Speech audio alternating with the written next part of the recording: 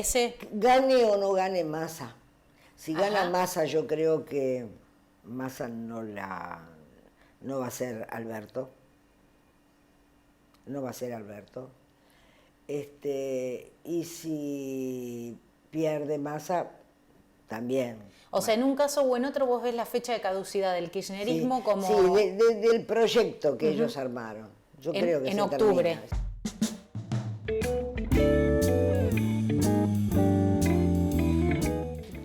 Le damos la bienvenida a nuestra cocina política a Chiche Dualde. Ya ni decimos Hilda, porque ya No, tenés que aclarar no, si no. no. Primero, muchas gracias por visitarnos y después, ¿cuándo nació el apodo Chiche? Y desde que nací, mi hermano me lo puso. Ah, o sea que sos Chiche. Sí, sí, siempre fui chiche. Bueno, ¿por qué de vuelta al ruedo con la política? Chiche es precandidata a diputada, encabeza la lista de diputados diputados nacionales en provincia de Buenos Aires por el partido de Schiaretti. Sí, en realidad siempre quise volver a participar, pero no encontraba el ámbito, o sea, la línea en la que yo me sintiera cómoda y fuera fiel a mis convicciones. Yo soy peronista y sentía que muchos compañeros que compartían mi ideología seguían en política, pero saltando el charco, yéndose a otros espacios políticos, porque no estaban contenidos por lo que hoy es el kirchnerismo, que para mí no es el peronismo. Sí. El peronismo se había ido diluyendo, había dejado su esencia, y yo me quedé en mi lugar. En el 2005, cuando enfrento a Cristina Kirchner como senadora, ella va por el Frente para la Victoria. Ya abandona ahí el Partido Justicialista. Y yo voy por el Partido Justicialista. Entonces, no quería hacer eso. Y cuando Juan Schiaretti, desde el justicialismo, me plantea la posibilidad de acompañarlo, me gustó. Ahora, qué cosa rara, qué fenómeno raro que es el peronismo para explicar a cualquiera. Porque en el peronismo o bajo el nombre peronismo existen o coexisten desde el menemismo y el liberalismo económico hasta el kirchnerismo, que no sé si es esa parte. Guillermo Moreno, con su nacionalismo, también dice que es peronista. Schiaretti es peronista. ¿Qué es el peronismo?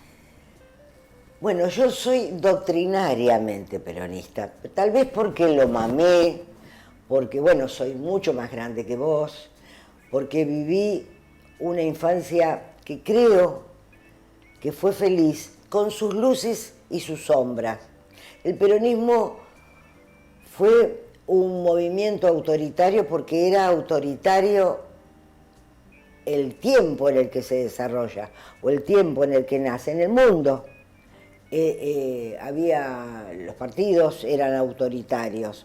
Hoy no se concibe ese formato. El o el kirchnerismo, culto a ¿pero crees que el kirchnerismo no es autoritario? Sí, claro, por eso hoy está como descolocado esa forma. Y el culto a la personalidad tampoco. En aquel entonces era aceptado. Pero dejo esos costados que eran propios de una época y pienso en qué no se hizo en materia de producción y trabajo, que es lo que más rescato, todo lo que se hizo en búsqueda del ascenso social.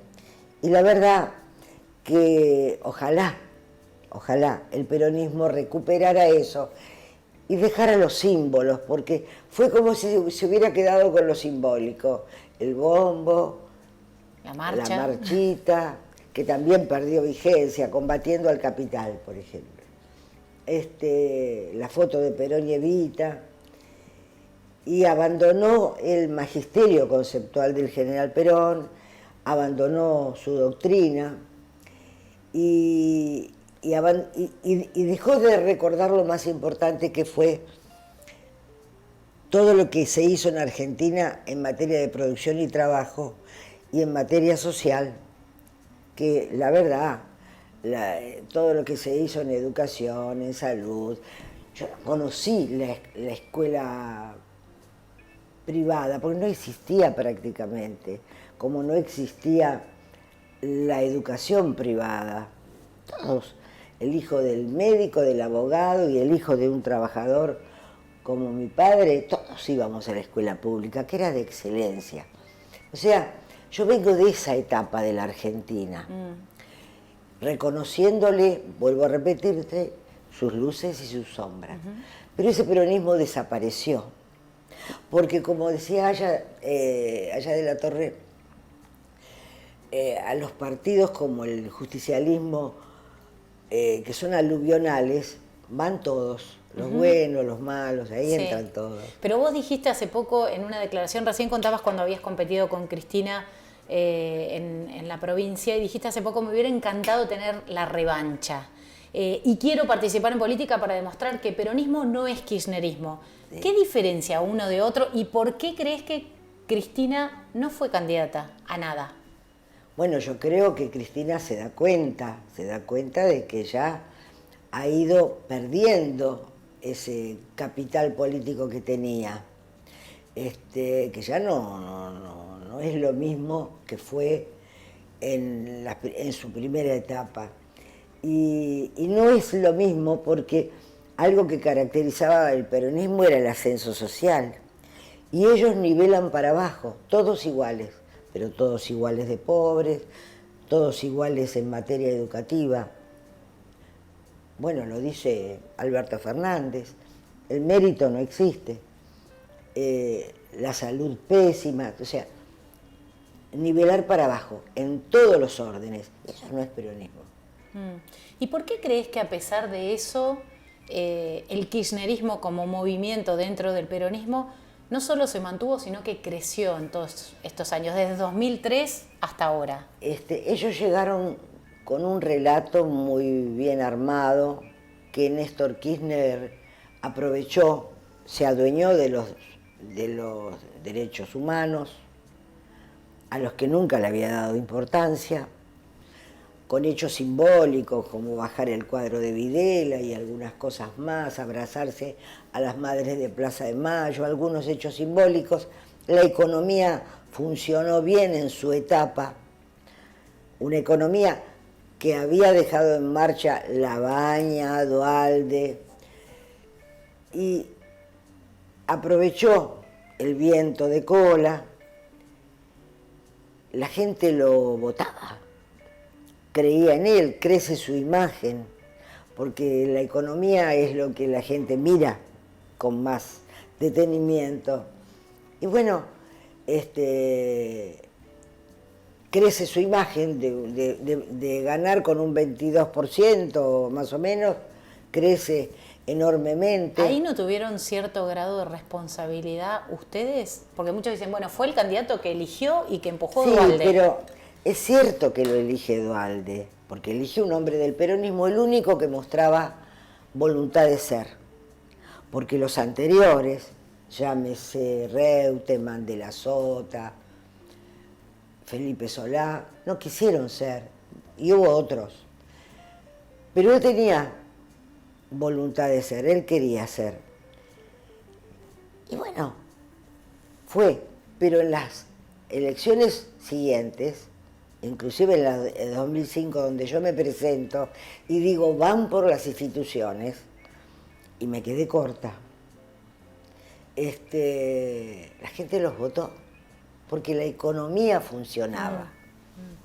Y porque ese relato, porque encima Cristina es una gran oradora, tiene una capacidad de convencimiento, supieron atraer con su discurso a la juventud, pero todo eso se fue agotando.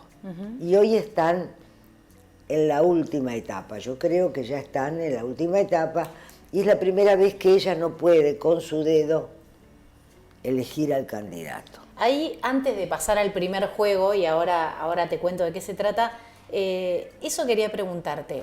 Cristina Fernández de Kirchner es una líder política influyente o una figura en decadencia? ¿De qué manera va a influir el resultado electoral de octubre en la continuidad de su presencia política y de su peso político?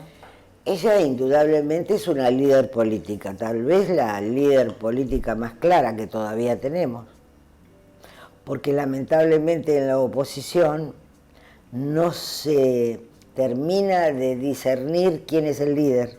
Por eso aparecen estas peleas que tendrían que tratar de disimular, porque estamos necesitando, pero no aparece todavía un liderazgo claro. Ella tiene características de líder, para mí negativas, pero es una líder. Después de las elecciones, de acuerdo a cómo resulten las elecciones, yo creo que su liderazgo se va a ir consumiendo. Si no gana Massa, Cristina desaparece. Si gane o no gane Massa. Si gana Massa, yo creo que Massa no va a ser Alberto. No va a ser Alberto. Y si pierde Massa, también. O sea, en un caso o en otro vos ves la fecha de caducidad del kirchnerismo como... Sí, del proyecto que ellos armaron. Yo creo que en se octubre, termina, sí. de una forma o de otra. Sí. Bueno, vamos a contarle, porque siempre tenemos nuestras manos de truco. Chiche no juega al truco. ¿Jugás algún juego de mesa? ¿Te gusta algo? Sí, juego un montón de juegos. ¿Y el truco cómo no? Si es parte de la argentinidad. Sí, ¿Nunca te pero vos enganchó? sabés que no. Juego al póker, por ejemplo. Ajá. Y después con los chicos juego mucho al buraco, a cualquier, pero el truco nunca me interesó. Nunca te resultó atractivo. No, bueno, no. entonces saltamos al Tutti Frutti, te invitamos a que gires la ruedita y eso va a dar una letra, apenas ahí, despacito, ahí y listo. Ahí va a caer en una letra y eso va a ver un disparador S. Uf, tenemos un montón. Supermercado, ¿cuándo fue la última vez que fuiste a hacer las compras? Muchas veces voy. ¿Sos la encargada en tu casa? O sea, es una tarea no que realizás soy normalmente. la encargada. Ah. Si hay que ir al supermercado, voy yo. Si hay que comprar poquitas cosas, las cosas del día, me faltó yerba, azúcar y otra cosa. Sí. Vamos al almacén del barrio, que lo tengo a 2 cuadras. Entonces la señora que me da una mano va. Entonces, ahora, cuando quiero hacer la compra la semanal grande, o la mensual, voy al supermercado yo, porque ahí ya tengo que pagar con la tarjeta y esas cosas. Bueno, esa compra grande, ¿cada cuánto la haces? Por ¿Semanal? ahí cada 15 días. Cada 15 días. Nosotros ahora que somos 2, porque si bien los chicos vienen, pero el día que... Yo tengo una familia grande, pero cuando vienen, que es el fin de semana, ya por ahí encargamos pastas o compramos y hacemos asado. Claro. Entonces no tengo en cuenta eso. Pero para nosotros 2 nos arreglamos fácil. Claro, te preguntaba por la frecuencia para ver de qué manera impacta o cómo medís vos la inflación en la compra cotidiana. O sea, ¿qué es en gran medida uno de los temas que más preocupa al ciudadano común lo hoy, ¿no? noto en la carne. Yo la carne no la compro en el supermercado, la compro en la carnicería. Y ayer, por ejemplo, me sorprendí muchísimo con el aumento de la carne. ¿Tiene solución la inflación? Yo creo que sí. Como no soy economista, yo no puedo decir cuál es la solución, pero si todos los países, y sobre todo los países cercanos, los que tienen parecido con nosotros en un montón de cuestiones, lo han solucionado, me imagino que tiene solución. Ahora, lo que no tiene solución, evidentemente por ahora, en ninguno de los países hermanos nuestros en Sudamérica, es la desigualdad.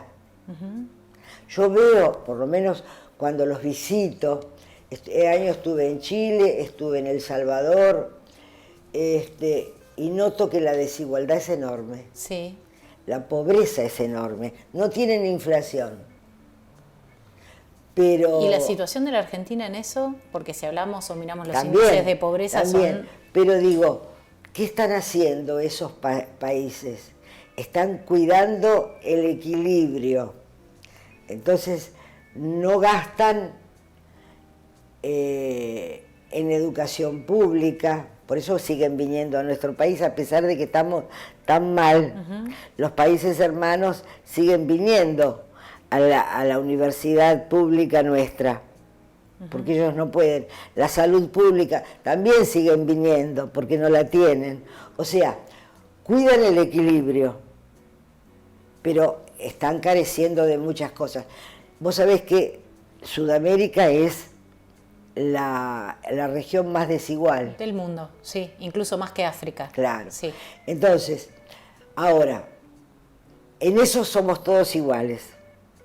Pero en Uruguay tenés a los últimos presidentes uruguayos que se sientan todos juntitos en la mesa y pueden hablar civilizadamente. Por supuesto. ¿Por qué acá no?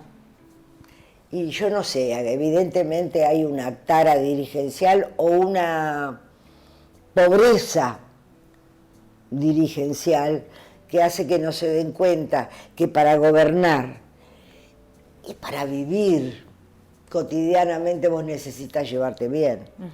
En ese sentido, ¿crees que falló o que hubiera sido una cuestión positiva que a lo mejor por los tiempos electorales, con elecciones en Córdoba, no se pudo dar, digamos, la alianza que se insinuó entre Schiaretti y Larreta? Sí, ¿Hubiera fue ayudado? fue un mal momento. Era lógico que Juez saliera corriendo como salió de Córdoba, era lógico. Pero que van a tener, si quieren gobernar bien, ir en búsqueda de un acuerdo, como se dio casi naturalmente en el 2002, porque en ese momento, recordemos que el invento de tantos partidos políticos como los que tenemos ahora, se lo debemos a Néstor Kirchner, porque en el 2001, 2002 estaba el radicalismo, estaba el peronismo, una tercera fuerza que en ese momento era el Frepaso, que en otros momentos era más de izquierda, más de derecha, y fue fácil. Había liderazgos más fuertes. ¿Y hoy a Milei cómo lo ves? Y lo veo desinflándose, porque es un hombre disruptivo, atractivo, sobre todo para los jóvenes que están hartos de nosotros los políticos, pero que no tiene capacidad para construir política. Entonces viene fracasando en las provincias porque no tiene experiencia. Una más y damos vuelta a ver qué otra letra sale. ¿Cuál es tu límite? Vos decís, el que gane va a necesitar tejer alianzas, va a haber que juntarse con otros que están en otra fuerza, en otro partido que están a ver enfrente y acordar. ¿Tenés algún límite cuando te imaginás esas alianzas? Decís, bueno, hasta acá, yo con este no podría cruzar la calle. Hay que tratar de tener poco límite, pero el límite tiene que ser que entiendan que no puede haber grieta, que no estén dentro o fogoneando la grieta. Pero te quedás para charlar. Contame dos con los que pueda sentarse que no formen Primero parte de la grieta. Hay que tener poca memoria, porque si yo me planto en mi propia memoria, no podría hablar con nadie. Por haber transitado tantos años en política, me ha tocado vivir situaciones que realmente no debería hablar con nadie. No me olvido de Cristina en la campaña del 2005 hablando del Padrino y tratando de narcotraficante a mi marido. Entonces, yo no podría hablar con nadie. Les conozco las costillas a todos. Pero creo que si queremos reconstruir la Argentina vamos a necesitar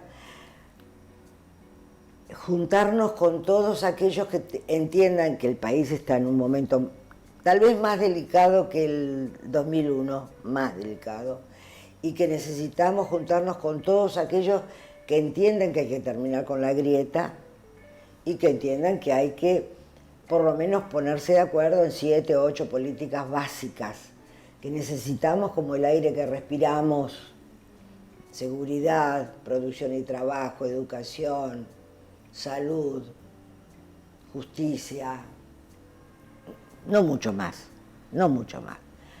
Si se logra eso, hay gente que lo entiende. Ahora, tienen que dejarse de jorobar con estas peleas, lo que pasó con Santa Fe. ¿Qué lectura haces? ¿Quién ganó? Porque esa es otra lectura. De acuerdo a quién mira las cosas, el ganador o la ganadora es uno u otro. A mí, ¿sabes qué me pasa con esas cosas? Yo digo, no se dan cuenta que tal vez mucha gente no mira nada de eso, porque la gente, como está harta, a lo mejor no mira. Yo que miro, digo, ¿qué hubiera hecho Chiche en una situación como la de Patricia Bullrich? Hubiera acompañado a Lozada, no me acuerdo el nombre. Carolina. Hubiera acompañado a Carolina Lozada, que perdió, lo hubiera acompañado, me hubiera parado al lado de ella, hubiera dicho unas palabras, hubiera felicitado a Puyaro. Públicamente. No a través de una red, decís, vos no alcanza con un tuit puesto ahí el día de la elección. Hay que poner lo que hay que poner. Y no dejarla sola, porque hay que acompañar en las buenas y en las malas. Y demostrar que son parte del mismo espacio. Bueno, no importa, perdiste, no importa, ahora todos juntos. Lo que ahora pasa fue tan fuerte. Es que eso te iba a preguntar. Se cruzan límites a veces con el grado de Claro. acusaciones que hay, lo que vos decías, no hay que tener memoria. Mirá, está el dicho que dice, no soy rencoroso, soy memorioso. Hay veces que resulta muy difícil. Claro. Ahora, cuando yo pensaba en la familia de Puyaro, que no sé si tiene hijos, no tiene hijos, no indagué en ese sentido. Yo digo, es muy fuerte lo que se dijo.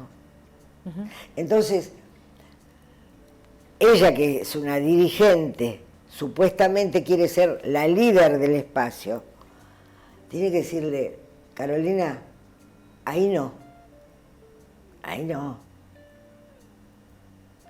Hay un límite, tiene que haber un límite. Esas mismas cosas en algún momento las ha hecho Elisa Carrió. O sea, tiene que haber límites, porque si no la reconstrucción es muy difícil. Quedan heridas que no se terminan de cerrar nunca. Por eso te digo, yo creo que para la reconstrucción tenés que tragar sapos, tenés que pensar que la gente puede madurar, puede cambiar, podés soñar con que la gente puede cambiar y puede mejorar y tratar de juntar a todos los que puedas. Yo te digo, cuando ganó Alberto, mira cómo hablamos, con qué falta de respeto hablamos de los presidentes. Ya viste que Alberto, Sergio, que estamos en una decadencia bastante importante. Cuando ganó Alberto, yo creí que Cristina a lo mejor había cambiado. ¿Y? No, después me di cuenta que no, al poco tiempo me di cuenta que no. Y dije, bueno, él a lo mejor puede hacer un gobierno moderado y Cristina está dispuesta a cumplir su rol. Y bueno, me equivoqué. Por eso, a lo mejor hay que hacer un esfuerzo por pedirle a los políticos que intenten no ser memoriosos y que pongan de ellos lo mejor. Sí. Porque al que gane, cualquiera sea el que gane, no va a poder gobernar si no logra acuerdos. Cualquiera, ¿eh? Che, nos colgamos hablando y la picada que era la tarea encomendada no arrancó. Esto habla muy mal de... Ahora yo te voy a contar una cosa. A ver, ¿qué? Yo no como queso. ¿Por qué? No juego al truco y no como queso. No. Cuando era chiquita me decía... Lactosa, todas esas cosas, no. Cuando era chiquita me decía el médico, pero si los ratones comen queso, sí. ¿Cómo vos no comes queso? Ajá. Y nunca me gustó. Bueno, está bien, entonces vos vas solo a salame y pan, ¿no te complica? No, como un pedacito de salamín y muy nada bien, más. muy bien. Y a vos te corto un pedacito de queso, obvio. Ahí Y mientras seguís, ¿querés dar la vuelta y buscamos una? Viste que es todo así multifacético. Te vos decís, esta chica me está enloqueciendo. No, ahí sos está. amorosa. Sí. Hablabas recién del papel de los presidentes y de los expresidentes y de la manera en la que se habla, y pensaba, ¿cuál crees que debería ser el papel de un expresidente de la Argentina y cuál está siendo el papel hoy de Duhalde, que fue precisamente el presidente de transición entre la crisis, una de las crisis más severas por lo menos en el pasado reciente de la Argentina, y lo que vino? ¿Cuál debería ser el rol de un presidente? De cualquier presidente, no de Duhalde, de cualquier presidente que ha pasado por el país, tiene que ser un rol. Necesitamos mirar muy lejos, vos lo dijiste. Uruguay, son personas a las que se las respeta, a las que se las escucha, a las que se las invita a determinados espacios, y pueden ser consejeros en algún momento para alguna cosa, porque seguramente tuvieron aciertos y errores, pero siempre la experiencia ayuda, y siempre con respeto, y que no, pero bueno, no nos olvidemos cuando... ¿Está bien que un expresidente cobre una jubilación? ¿Lo de Cristina? Bueno, la expresidente cobra su jubilación y además la pensión vitalicia de Néstor. En el caso de Duhalde, de tu marido, ¿cobra esa jubilación? ¿Está bien que cobren una jubilación diferenciada? Mi marido no cobra jubilación como presidente. Ajá. Él cobra jubilación como gobernador, porque nunca quiso cobrar jubilación como presidente. Y la verdad, vos mirás el legajo de él y te enorgulleces, porque él tiene los 30 años de trabajo como en la provincia de Buenos Aires, porque él empezó siendo empleado bancario. Era una época donde cuando el padre se jubilaba a los 50 años, entraba el hijo.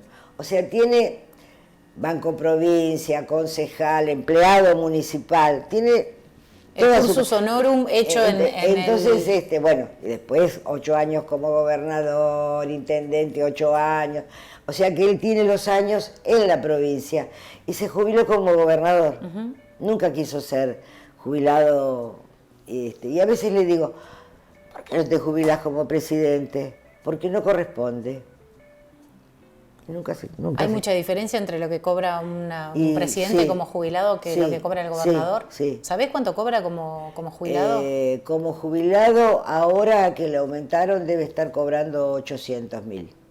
Wow, es una buena diferencia con lo que cobran los presidentes, ahora, ¿no? Mira, decí que no puedo prender el teléfono. Si no, le preguntaba a mi hija, que es la que por home banking, ¿viste? Ve la acreditación de haberes. Y es la que paga las cosas de la casa. Mira, salió la R, y uno de los temas que aparece en campaña mucho, y vos mencionaste esto del trabajo, la generación de trabajo, es la reforma laboral. Si tuvieras como diputada, sos electa diputada y tenés que en el Congreso se debate una reforma laboral, ¿la apoyarías? ¿En qué condiciones? ¿Qué tipo de reforma laboral crees que necesita el país, si es que crees que la necesita? La miraría. Yo no me atrevería a ser la autora de un proyecto de ley de reforma laboral. ¿Por qué? Porque vos tenés que mirar las dos caras de la moneda. La cara del empresario y la cara del trabajador. Y no perjudicar a ninguno de los dos. O sea, tenés que hilar muy fino para que esa reforma laboral no perjudique a ninguno de los dos. Necesitamos empresarios.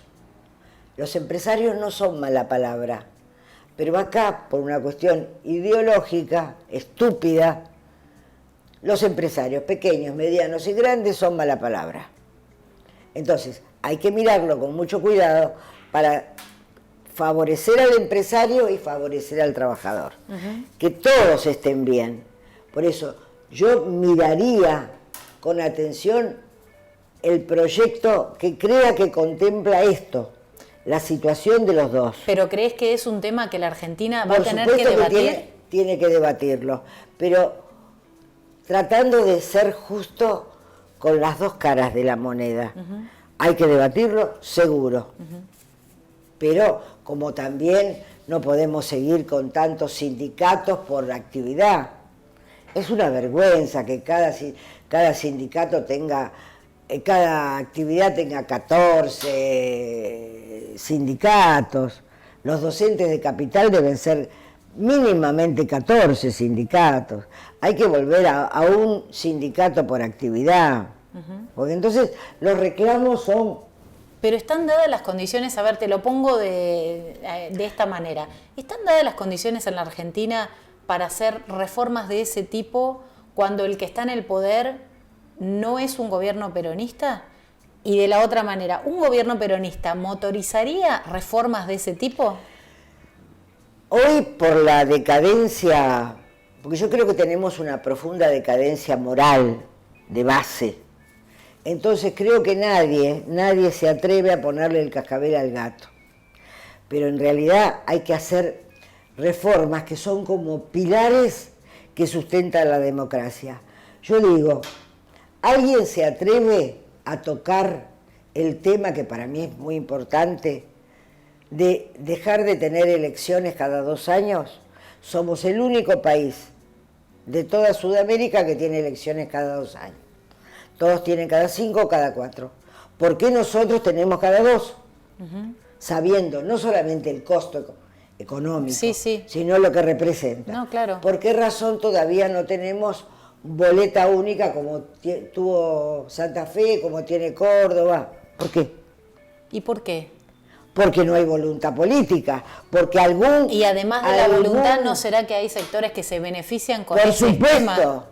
Por supuesto, pero por eso digo, de un lado y del otro.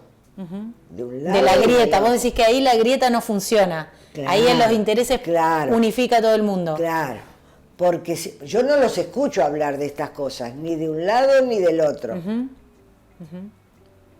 Y para mí esos temas son como los cimientos. Después hablamos de educación, después hablamos de salud, pero no me digas que no es necesario terminar con las elecciones intermedias. A ver, el siguiente juego es, acá hay compañeros del mundo de la política, compañeros tuyos de todos los partidos, te invitamos a... Sacá si querés 2, damos vuelta a una y dejamos la otra para un ratito, así nos contás a ver qué es lo que te viene a la cabeza. Un pedacito de salud. Mientras, sí, está riquísimo, yo ya probé el queso. Bueno, Horacio Rodríguez Larreta. ¿Qué es lo primero que te viene a la cabeza con el potencial aliado de Schiaretti? Primero contarte una historia. A Horacio lo conocí antes, lo veía antes, pero lo conocí cuando Eduardo era presidente, que venía con Majul y con Zaguier del diario La Nación,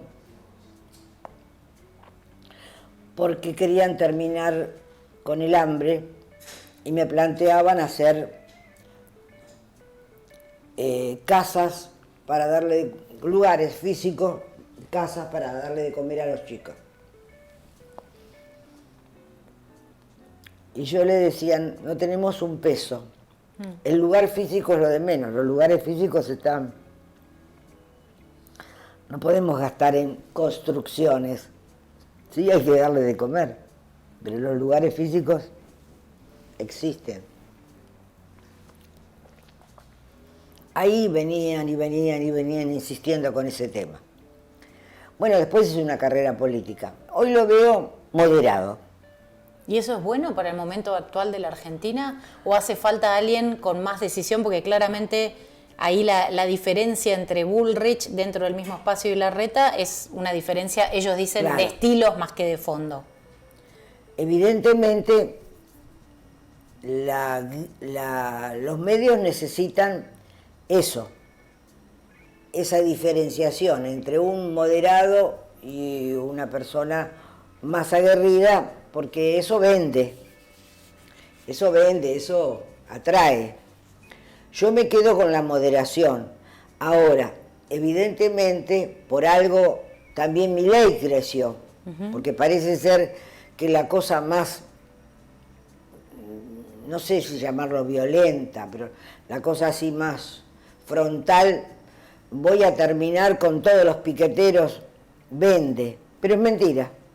¿Por qué es mentira? ¿Porque no se puede terminar con los piqueteros o porque no es lo que piensan? Porque si es lo que piensa, no sabe. Y si cree que lo puede hacer, y si no es lo que piensa, está mintiendo. Pero entonces vos digamos, vos creés que con los piqueteros, por ejemplo, con el fenómeno piqueteros y los cortes continuos, ¿no se puede terminar? Sí se puede terminar, pero despacio. ¿Qué significa despacio? Cuando vos tenés una decadencia tan grande en la Argentina de tantos años, te lo pongo en claro, el Estado abandonó su rol y le entregó el dinero a los Merencianos Cenas en el Chaco, a las Milagros Salas en Jujuy, a Sueños Compartidos, acá Madres de Plaza de Mayo, a los piqueteros, a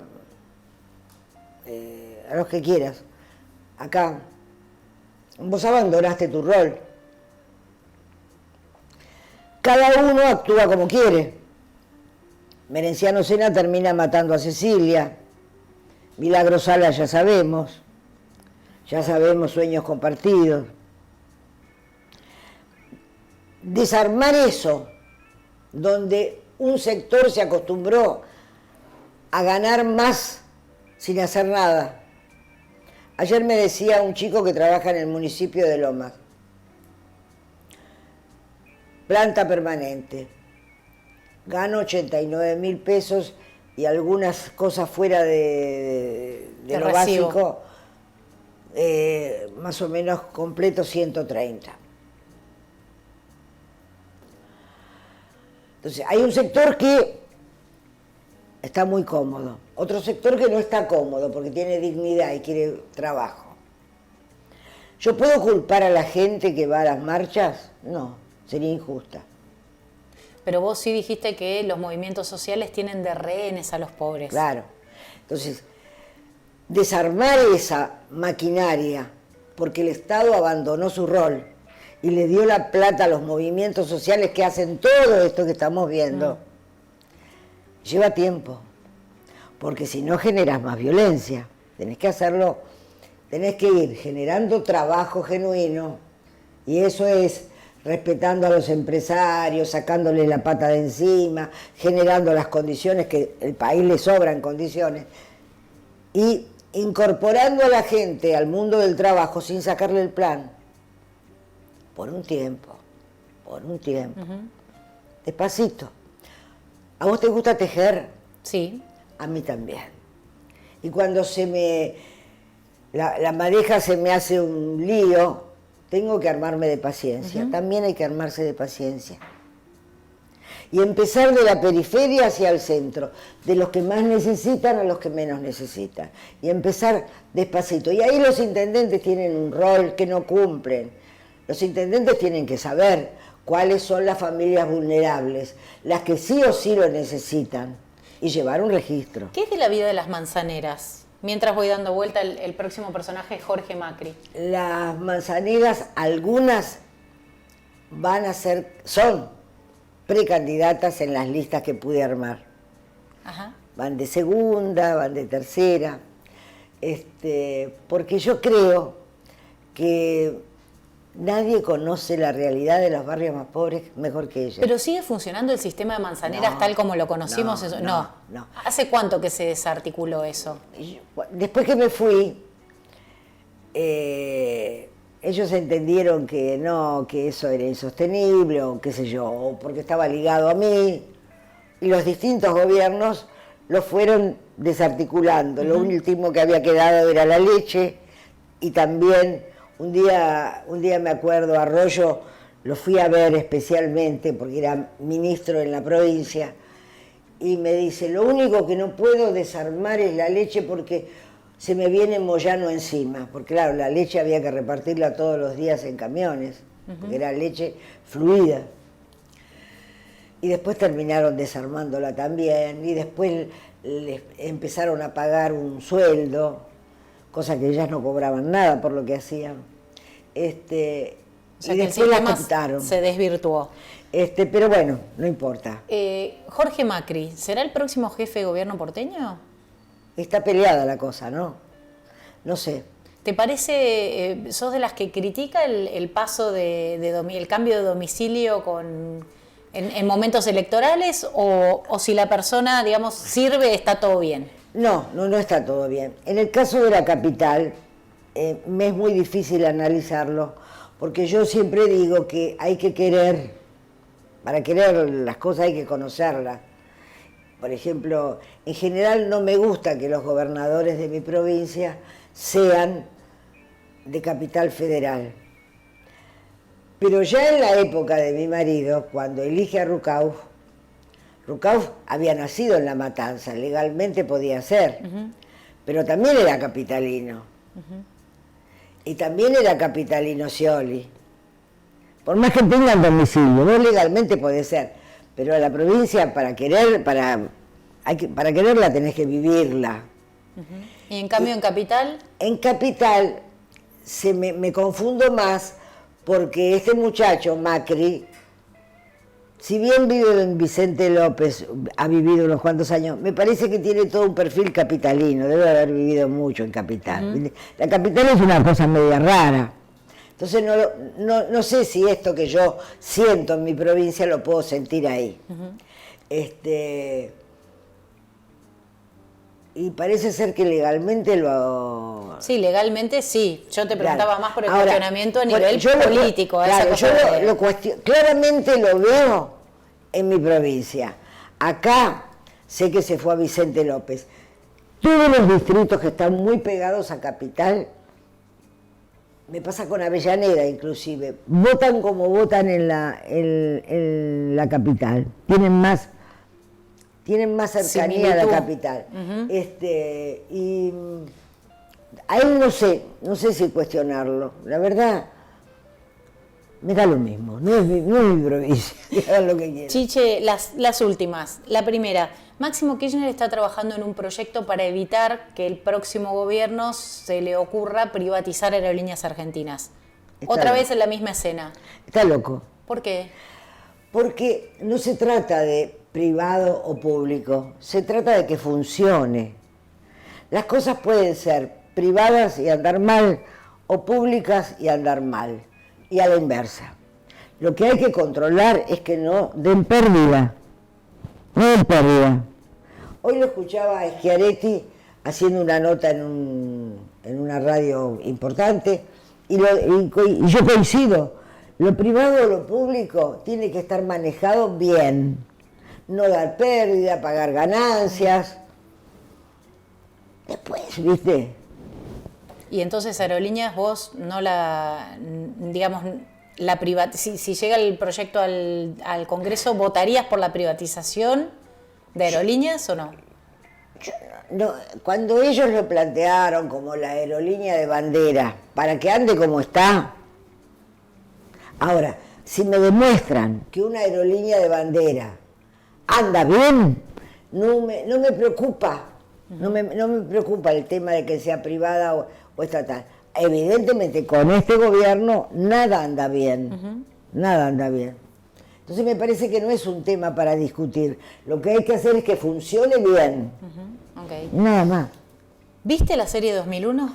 El primer capítulo nada más. ¿Solo? ¿Y por qué solo el primero? Porque no me gusta el personaje mío ni el personaje de Eduardo. ¿Pero por qué no te gusta? Cuentan, o sea, a ver, ¿qué grado de veracidad tiene lo que se ve en la Lo que vi serie? en el primer capítulo, yo no soy así.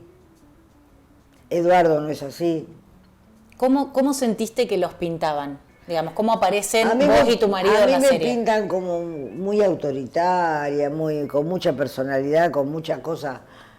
Y a él, qué sé yo, muy feo también. Hay una escena que si viste solo el primer capítulo no la habrás visto y va a spoiler porque total es parte de la historia argentina. Hay una escena en la que Duhalde está hablando con Rodríguez Sá y le dice que tiene que convocar a todos los gobernadores a Chapadmalal y que los lleve y que yo. Corta el teléfono y apareces vos, ¿no? La actriz que te encarna y dice: che, negro, no vayas, ¿por qué vas a ir a Chapadmalal?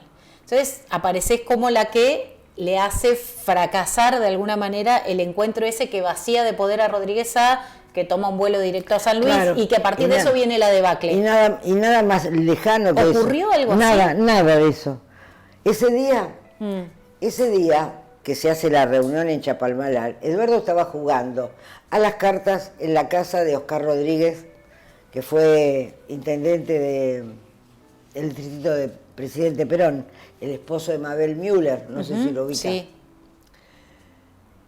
Y yo que estaba en casa, veo que renuncia, que se va a San Luis y renuncia. Algo absolutamente inesperado.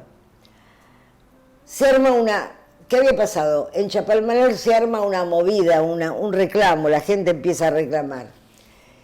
Y Adolfo, cree en ese momento que era un reclamo hacia él. Y era un reclamo por los hoteles de Chapalmalal, era un reclamo hacia Scioli, que era en ese momento el secretario o algo así de turismo. Y le agarra como un ataque, como una qué sé yo, y se va. Cuentan los que estaban ahí, que en aquel entonces creo que estaba Antonio Cafiero, no sé si estaba Rucau, no me acuerdo, que le agarró como un ataque de pánico en ese momento. Pero él estaba convencido de que iban por él. Y no iban por él, iban por el tema de los hoteles de Chapalmalal que no estaban funcionando. Pero bueno, de ahí se subió al avión, se fue a San Luis y renunció. No, ¿y no se te ocurrió alguna vez escribir la historia en la versión de ustedes? Porque además se los indica siempre como los confabuladores que armaron los levantamientos sociales. O sea, ¿no pensaste alguna vez en hacer tu propia serie para dar la versión? Escúchame, pero ¿vos crees que me van a creer? Cuando una cosa se instala, es muy difícil modificarla. Yo sí me acuerdo que empecé a llamarlo de la casa de Oscar y a contarle yo lo que estaba pasando. Y después me acuerdo que también lo llamó Rucau para contarle lo mismo. Y ahí se vuelve de la casa de Guernica, era el lugar donde estaba. Se viene para casa y ahí empieza a llamar a Alfonsín, empieza un revuelo.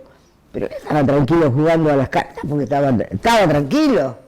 Se había sacado un peso de encima. O sea, nunca había planeado ir a Chapadmalal como parece que... Y yo tampoco jamás le di un consejo a Eduardo. Jamás. ¿Nunca? Jamás. En ninguno de sus momentos como político. Jamás. Yo soy incapaz de decirle lo que tiene que hacer. Jamás. Pero eso te lo juro por mis hijos. Me he bancado cosas que por ahí no me gustaban. Por ahí sí me enteraba de algo, de algún funcionario, y le contaba, che, me dijeron tal cosa. Él jamás me contestaba. Buscaba otras fuentes. O sea, no se quedaba con mi palabra. Buscaba otras fuentes. Y al otro día veías, renunció tal funcionario y dijiste, bueno, esa era mi ficha ahí. No, yo, si me enteraba de algo que no era bueno, iba y le decía, che, vos sabés que me dijeron tal cosa. Y ahora, él nunca se quedaba con mi palabra, ¿eh? Buscaba otra información, pero ni abría la boca. Ahora, después, decirle lo que... No, yo no soy esa. Chiche, ahora sí, la última. ¿Soñaste con ser presidenta? Se habló en algún momento que la candidata que tenía Duhalde en su corazón para el 2003 eras vos. No. ¿No? No. Lo que sí me vinieron a ofrecer... yo no voy a decir, pero yo sé quién era el candidato que él tenía en su corazón. Pero no, si ahora que ya pasó tanto, contanos eso. No, porque él siente que si hubiera sido esa persona... ¿Un peronista? Sí, pero no importa. Él dice nos vamos, y nos vamos. Y vienen a casa la gente del Partido Justicialista de la provincia a pedirme que vaya como candidata a gobernadora, porque se elegía gobernador. Y yo les digo no, porque Eduardo dijo nos vamos. Y si nos vamos no puedo ir de candidata a gobernador porque en ese momento yo ganaba. Entonces era una mentira que nos íbamos. Nos íbamos de la Nación, pero nos íbamos a la provincia de Buenos Aires. Él había dicho que no. Entonces eligen a Felipe. Y Felipe viene, eso te tenés que acordar. Felipe le hacen una nota y dice, voy a ver a Chiche y le voy a pedir que sea mi compañera de fórmula.